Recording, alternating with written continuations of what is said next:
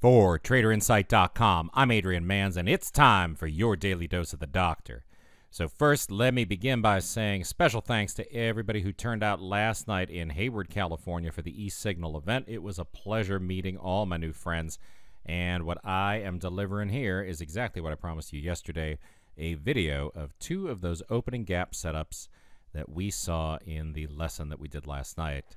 So the first one, CBS, the second one, LYB. You can see them here. Those are the two that sorted to the top. I told you I'm using TradeStation to do the sorts.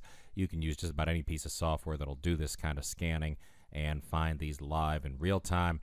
Let's have a look at how they played out, and you can refer back to your notes from last night, and you will see that this is exactly the kind of textbook entries that we were talking about and that I showed you how to trade. Here is CBS. We see that it had a gap open that took it much, much higher than the typical gap. And you remember that I was explaining to you about the fact that sometimes these pivot lines are very contracted down around the previous day's range. Not going to give you that opportunity for an early entry. Deepest bar in the pullback is the first bar.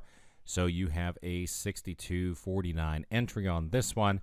And then it comes down, hits that 61.94 level. And that is your very, very first opportunity to exit this trade.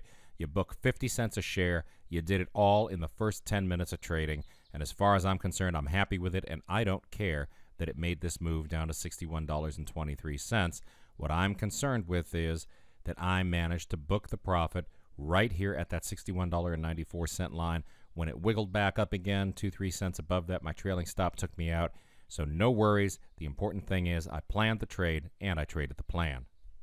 Here's the second one we had on our list, ticker symbol LYB. You see the same kind of a thing, giant gap open, and we have a very obvious target down at that pivot line.